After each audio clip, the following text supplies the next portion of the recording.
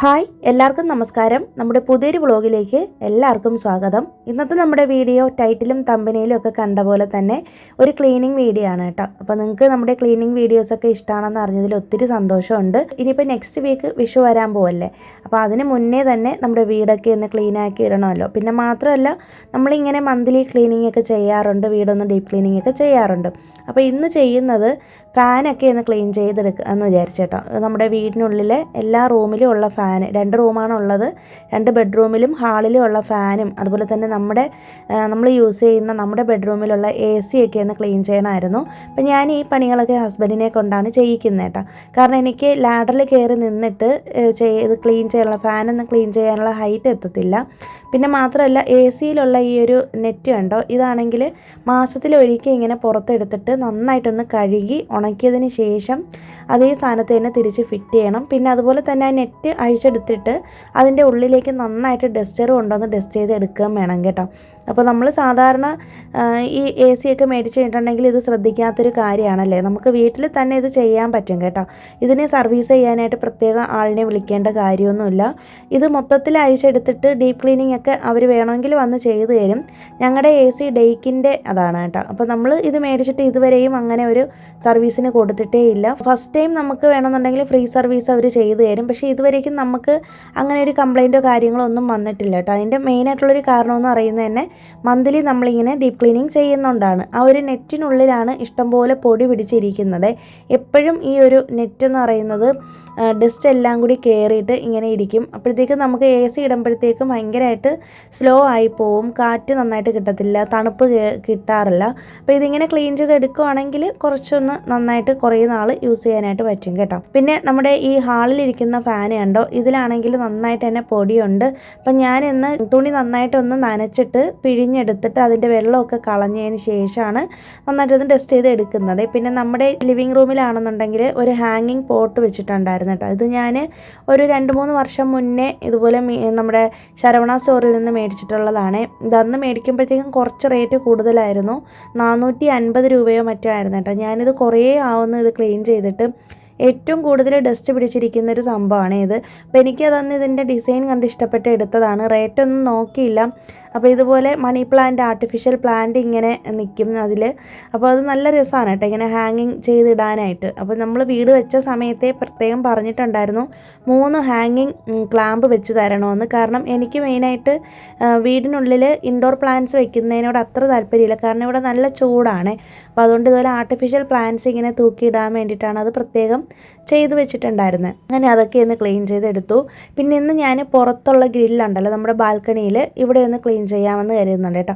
ഇവിടെയാണെങ്കിൽ ഇഷ്ടം പോലെ ഡസ്റ്റാണ്. കാരണം എപ്പോഴും ഇങ്ങനെ വണ്ടികൾ പോയിക്കൊണ്ടിരിക്കുമല്ലേ. അതും മാത്രമല്ല മഴയൊക്കെ പെയ്ത് കഴിഞ്ഞാലും ഒക്കെ നമുക്കിങ്ങനെ വെള്ളം ഈ പൈപ്പ് വഴിയൊക്കെ വരുമ്പോഴത്തേക്കും നന്നായിട്ട് തന്നെ ചെളി വെള്ളവും കാര്യങ്ങളൊക്കെ അതുവഴി വരാറുണ്ട്. നമുക്കിപ്പോൾ ഈ പൈപ്പ് ഇങ്ങനെ വെച്ചേക്കുന്നതുകൊണ്ട് ബാൽക്കണിയിൽ വീഴത്തില്ല. പക്ഷെ എന്നാലും ഷീറ്റിൽ നിന്ന് തെറിച്ചിട്ട് താഴോട്ടേക്ക് വീഴുമ്പോഴത്തേക്കും ടെറസിൻ്റെ മേലുള്ള ചെടികളിലിരിക്കുന്ന മണ്ണൊക്കെ തെറിച്ചിട്ട് ചെടിയിൽ ഉള്ള മണ്ണും കാര്യങ്ങളൊക്കെ ഇതിൻ്റെ സൈഡിലൊക്കെ ആവും കേട്ടോ. അപ്പം ഞാൻ ഈ ഭാഗം കൂടി ഒന്ന് ഡീപ്പ് ക്ലീനിങ് ചെയ്യുന്നുണ്ട്. ഇതും മാസത്തിലൊരിക്കൽ ചെയ്യുന്ന കാര്യമാണ്. പിന്നെ വിഷുവും ഓണവും ഒന്നും വരാനായിട്ടൊന്നും ഞാൻ കാത്തു നിൽക്കാറില്ല. എല്ലാ മാസവും കൃത്യമായിട്ട് ഇതുപോലെ ക്ലീൻ ചെയ്ത് വെക്കാറുണ്ട് കേട്ടോ. നമ്മൾ ഇങ്ങനെ ക്ലീനിങ്ങിന് വേണ്ടിയിട്ട് ഒരു റുട്ടീൻ സെറ്റ് ചെയ്ത് കഴിഞ്ഞിട്ടുണ്ടെങ്കിലുണ്ടല്ലോ, നമ്മൾ ഓട്ടോമാറ്റിക്കായിട്ട് ആ ഒരു സമയമാകുമ്പോഴത്തേക്കും നമ്മൾ ചെയ്തോളും. പിന്നെ എപ്പോഴും വീടെന്ന് പറയുന്നത് നമ്മുടെ ഒരു സ്വപ്നമാണല്ലേ. നമ്മൾ അത്രത്തോളം കഷ്ടപ്പെട്ട് ആഗ്രഹങ്ങൾ കൂട്ടി വെച്ചിട്ട് നമ്മൾ അത്രയും കഷ്ടപ്പെട്ടിട്ടായിരിക്കും ഒരു വീട് നിർമ്മിക്കുന്നതല്ലേ. അപ്പോൾ അത് ഏറ്റവും ഭംഗിയായിട്ട് കൊണ്ട് നടക്കുക എന്ന് പറയുന്നത് നമ്മുടെ ഉത്തരവാദിത്തം കൂടിയാണ്. വീട് സൂക്ഷിക്കാത്ത ആൾക്കാരും ഉണ്ട്, സൂക്ഷിക്കുന്നവരും ഉണ്ട്. അപ്പോൾ ഇതിനൊക്കെ സമയം തികയുന്നില്ല എന്ന് പറഞ്ഞിട്ട് പരാതിപ്പെടുന്നവരാണ് അധികം പേരും. പക്ഷെ എന്നാലും എൻ്റെ ഒരു അഭിപ്രായം എന്ന് പറയുന്നത് വീട്ടമ്മമാരല്ലാതെ ജോലിക്ക് പോകുന്ന സ്ത്രീകളാണെന്നുണ്ടെങ്കിലും ഇതുപോലെ ലീവുള്ള ദിവസങ്ങളിൽ ഫാമിലിയിലുള്ള എല്ലാവരും കൂടിയൊക്കെ ചേർന്നിട്ട് ഒന്ന് ക്ലീനിങ് ചെയ്യാനൊക്കെ ശ്രമിക്കുക കേട്ടോ. മാക്സിമം എല്ലാവരും ഒരുമിച്ച് നിന്ന് തന്നെ ക്ലീൻ ചെയ്യാനായിട്ട് ശ്രമിക്കുക. ഇപ്പോൾ നമ്മൾ വീട്ടമ്മമാരെ സംബന്ധിച്ചിടത്തോളം നമുക്ക് കുറച്ച് സമയം കൂടുതൽ കിട്ടുമല്ലോ, കാരണം നമ്മൾ പുറത്ത് പോയി ജോലി ചെയ്യാത്ത കാരണം കൊണ്ട്. അപ്പം ഞാൻ ക്ലീനിങ്ങിന് വേണ്ടിയിട്ട് ഇങ്ങനെ മാസം തോറും ആഴ്ച തോറും ഒക്കെ ഇങ്ങനെ ക്ലീൻ ചെയ്ത് വെക്കാറുണ്ട് ചെയ്യാറുണ്ട് കേട്ടോ. ഇല്ലെങ്കിൽ എനിക്ക് എന്തോ ഒരു ഭയങ്കര ബുദ്ധിമുട്ടാണ്. മാത്രമല്ല എനിക്ക് ക്ലീനിങ് ചെയ്യാനും ഭയങ്കര ഇഷ്ടമാണ് കേട്ടോ. ക്ലീനിങ് ചെയ്യാൻ ഇഷ്ടമാണെന്ന് വെച്ചിട്ടുണ്ടെങ്കിൽ ഞാനിതിന് മുന്നേയും പറഞ്ഞിട്ടുള്ളതാണ്, നമുക്ക് ക്ലീൻ ചെയ്യുന്ന സമയത്ത് നമ്മൾ നമ്മുടെ വീടിനുള്ളിൽ അഴുക്ക് തുടച്ച് കളയുന്ന പോലെ തന്നെ നമ്മുടെ മൈൻഡും മനസ്സിലുള്ളിലൊരു പോസിറ്റിവിറ്റി വരും കേട്ടോ. എനിക്കത് പേഴ്സണലി ഫീൽ ചെയ്തിട്ടുള്ളൊരു കാര്യമാണ്. ഇക്കിഗായി എന്ന് പറയുന്ന പുസ്തകത്തിലും ഈ സംഭവം പ്രതിപാദിച്ചിട്ടുണ്ടായിരുന്നു. ഞാൻ ഈ ഇടയ്ക്ക് വായിച്ചിട്ടുള്ള 1-2 ബുക്സിലും ഇതേ കാര്യം പറഞ്ഞിട്ടുണ്ടായിരുന്നു കേട്ടോ. അതായത് നമ്മൾ ഈ ചെറിയ ചെറിയ കാര്യങ്ങളിൽ നമ്മൾ സന്തോഷം കണ്ടെത്തുക എന്ന് അറിയത്തില്ലേ, അപ്പോൾ അതുപോലെ ക്ലീനിങ് ചെയ്യുമ്പോൾ നമുക്ക് കിട്ടുന്ന സന്തോഷവും, ഒരു വൃത്തികേടായി കിടക്കുന്ന ഒരു സ്ഥലം നമ്മൾ വൃത്തിയായിട്ട് അടിച്ചു വാരി ഇടുമ്പോഴത്തേക്ക് നമ്മുടെ മനസ്സിന് കിട്ടുന്നൊരു ആനന്ദമൊക്കെ എന്ന് പറയുന്നത് അത് എല്ലാവർക്കും ചിലപ്പോൾ അത് അനുഭവിക്കാനായിട്ട് പറ്റിയെന്ന് വരത്തില്ല. അപ്പോൾ ഞാനിത് എൻജോയ് ചെയ്താണ് ചെയ്യുന്നത്. അതുകൊണ്ട് തന്നെ എനിക്ക് ഭയങ്കര ഇഷ്ടമാണ് ക്ലീനിങ് ചെയ്യാനായിട്ട്. എത്ര വയ്യെങ്കിലും എത്ര തിരക്കാണെന്നുണ്ടെങ്കിലും ഞാൻ ഇതിന് വേണ്ടിയിട്ട് കുറച്ച് സമയം ഡെയിലി മാറ്റി വെക്കാറുണ്ട്. പിന്നെ എന്നൊന്നും നമുക്കിങ്ങനെ ഡീപ്പ് ക്ലീനിങ് ചെയ്യാനൊന്നും പറ്റാറില്ല. എന്നാലും മാക്സിമം നമ്മളെ കൊണ്ട് പറ്റുന്ന പോലെ എല്ലാം ക്ലീൻ ചെയ്ത് വെക്കാറുണ്ട് കേട്ടോ. പിന്നെ മാത്രമല്ല, നമ്മളിരിക്കുന്ന ഭാഗം വൃത്തിയായി സൂക്ഷിക്കുക എന്ന് പറയുന്നത് നമ്മുടെ ഒരു സ്വഭാവ സവിശേഷതയും കൂടി അത് വിശേഷിപ്പിക്കുന്നുണ്ട്. നമുക്കിപ്പോൾ നമ്മൾ എത്രത്തോളം നമ്മുടെ സ്ഥലം വൃത്തിയായി സൂക്ഷിക്കുന്നുവോ അത്രത്തോളം പോസിറ്റിവിറ്റി നമ്മുടെ മനസ്സിലും അതുപോലെ നമ്മുടെ ചുറ്റുമുള്ള ആളുകളിലും അത് സ്പ്രെഡാവുമെന്നാണ് പറയുന്നത്. അപ്പോൾ ഏറ്റവും വൃത്തിയായിട്ട് നമ്മുടെ സ്ഥലങ്ങൾ സൂക്ഷിച്ച് കൊണ്ട് നടക്കാൻ പറ്റട്ടെ എല്ലാവർക്കും. പിന്നെ ഈ റീസെൻ്റായിട്ട് എനിക്കൊരു കമൻറ്റ് വന്നിട്ടുള്ളതാണ് കേട്ടോ. അതായത് ആ കുട്ടി പറഞ്ഞേക്കുന്നത്, എനിക്ക് 5 വയസ്സായ മോനും 1.5 വയസ്സായ മോനുമാണുള്ളത്. എനിക്ക് എപ്പോഴും ക്ഷീണമാണ്. വീട്ടിലെ ഒരു ജോലിയും എനിക്ക് എടുത്തു തീർക്കാൻ പറ്റുന്നില്ല. എന്താ ചെയ്യുക? ഞാൻ ചിലരെ ശ്രദ്ധിക്കാറുണ്ട്, വീട്ടിലെ ജോലിയും വർക്കിംഗ് പോകുന്നു, അതിനിടയിൽ വരുമാന മാർഗം കണ്ടെത്തുന്നു. ഞാൻ മാത്രം എന്താ ഇങ്ങനെയെന്ന്. ചേച്ചി, ഞാൻ എന്നെ തന്നെ ഒന്ന് ശ്രദ്ധിക്കാറില്ല. ജീവിതമേ മടുത്തു.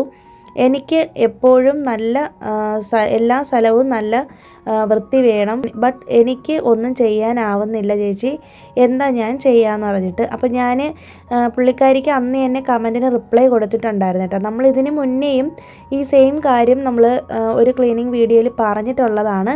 അപ്പോൾ ഇപ്പോൾ പുള്ളിക്കാരി എന്നെ പറയുന്നുണ്ട് 5 വയസ്സായ മോനും 1.5 വയസ്സായ മോനുമാണ് ഉള്ളതെന്ന്. ഇപ്പോൾ നമുക്ക് മക്കളൊക്കെ കൊച്ചായിരിക്കുന്ന സമയത്ത് ഒരിക്കലും ഞാനിപ്പോൾ എൻ്റെ മോളിപ്പോൾ 2nd സ്റ്റാൻഡേർഡിൽ പഠിക്കുന്നത് കൊണ്ട് അവൾക്കിപ്പോൾ അവളുടെ കാര്യങ്ങൾ സ്വന്തമായിട്ട് ചെയ്യാൻ പറ്റുന്നതുകൊണ്ടും സ്കൂളിലൊക്കെ ആയതുകൊണ്ടും മാത്രമാണ് കേട്ടോ ഇത്രയും കൃത്യമായിട്ട് നമുക്ക് വീട്ടിലെ പണികൾ എടുക്കാൻ പറ്റുന്നത്.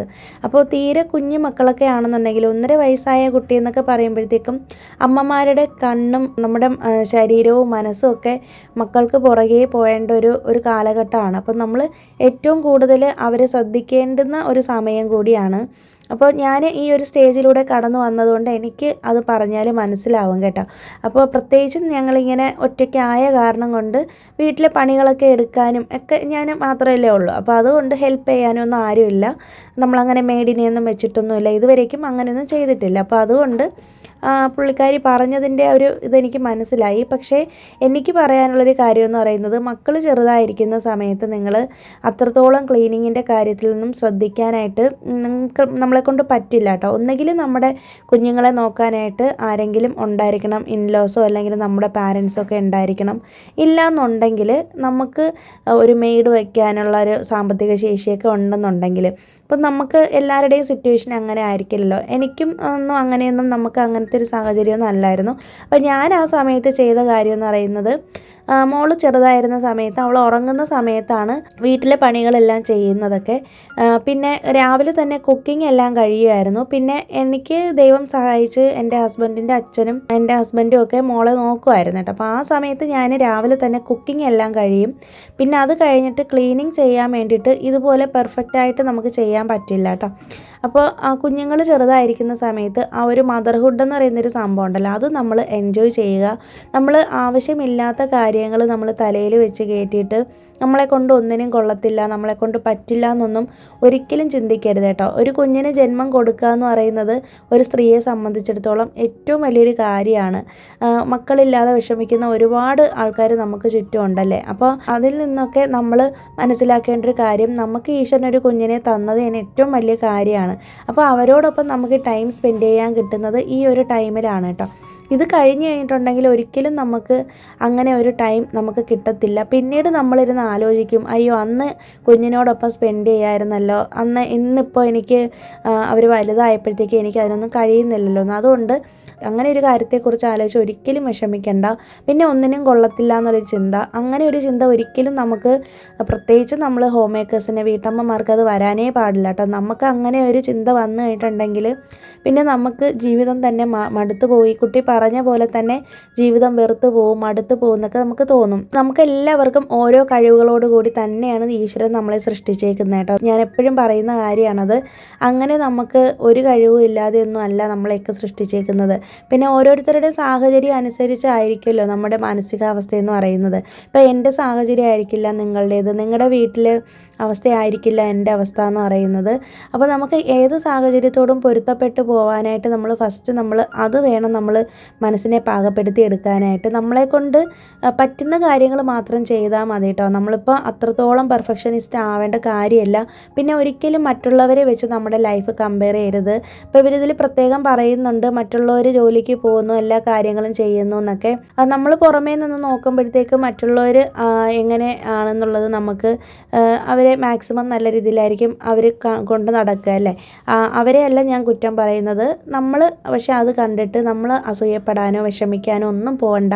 ഒരിക്കലും നമ്മളെ വെച്ചിട്ട് അവരെ കമ്പയർ ചെയ്യരുത് കേട്ടോ. കാരണം എന്ന് വെച്ചിട്ടുണ്ടെങ്കിൽ അങ്ങനെ നമ്മൾ കമ്പയർ ചെയ്യാൻ തുടങ്ങുവാണെങ്കിൽ നമുക്ക് പിന്നെ ഒരു കാര്യത്തിലും ഫോക്കസ് കിട്ടത്തില്ല. പിന്നെ നമ്മുടെ സാഹചര്യങ്ങളനുസരിച്ച് മാത്രം നമ്മൾ ജീവിക്കുക കേട്ടോ. നമുക്ക് എല്ലാവർക്കും എല്ലാ സൗകര്യങ്ങളും ഉണ്ടായി എന്ന് വരത്തില്ല. ഉള്ള സൗകര്യത്തിൽ നമ്മൾ നമ്മുടെ സന്തോഷം കണ്ടെത്തുക, സമാധാനം കണ്ടെത്തുക. നമുക്ക് കിട്ടിയ ജീവിതം സ്വർഗ്ഗതുല്യമാണെന്ന് വിചാരിച്ച് നമുക്ക് കിട്ടിയ വരദാനങ്ങളെക്കുറിച്ച് ആലോചിച്ച് ദൈവത്തോട് നന്ദി പറഞ്ഞ് ജീവിക്കുക എന്നുള്ളതാണ് എനിക്ക് പറയാനുള്ളത്. അപ്പോൾ ആ കുട്ടി ഇങ്ങനെ കമൻറ്റ് ഇട്ടതുകൊണ്ട് ഞാൻ റിപ്ലൈ കൊടുത്തതാണ്. അപ്പോൾ ഓൾറെഡി ഞാൻ റിപ്ലൈ കമൻറ്റിൽ കൊടുത്തതാണെങ്കിലും ഇത് കാണുന്ന ആരെങ്കിലും, ആദ്യമായിട്ട് നമ്മുടെ ഈ ചാനലോ വീഡിയോ ഒക്കെ കാണുന്ന ആരെങ്കിലും ഉണ്ടെങ്കിൽ, ഇങ്ങനെ ഒരു പ്രോബ്ലം ഫേസ് ചെയ്യുന്നുണ്ടെങ്കിൽ നിങ്ങൾക്ക് ഒരു മോട്ടിവേഷൻ ആവട്ടെ എന്ന് വിചാരിച്ചിട്ടാണ് ഞാൻ പറഞ്ഞത്. പിന്നെ ഇതിനിടയിൽ തന്നെ നമ്മുടെ വീട്ടിൽ ആ ഒരു ലിവിങ് റൂമിൻ്റെ ഫ്രണ്ടിലുള്ള ഗ്ലാസ്സിലില്ലേ ഇതുപോലെ തേനീച്ച കൂട് വെച്ചിട്ടുണ്ടായിരുന്നേ. ആ സംഭവമാണെന്നുണ്ടെങ്കിൽ കുറേ നാളായിട്ട് ഇരിപ്പുണ്ടായിരുന്നു കേട്ടോ.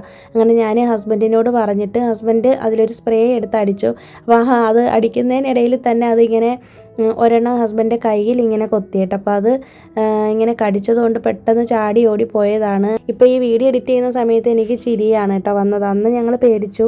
അപ്പോൾ ഇതുപോലെ കടന്നലിൻ്റെയും ഈച്ചയുടെയും ഇതുപോലെ തേനീച്ചയുടെയൊക്കെ ശല്യം ഉണ്ടെന്നുണ്ടെങ്കിൽ ആ ഒരു സ്പ്രേ ബോട്ടിൽ കാണിച്ചു തന്നില്ലേ, ആ ഒരു സംഭവം നമ്മൾ ഇവിടെ ഷോപ്പിൽ നിന്ന് മേടിച്ചിട്ടുള്ളതാണ്, സൂപ്പർ മാർക്കറ്റിൽ നിന്ന് മേടിച്ചിട്ടുള്ളതാണ്.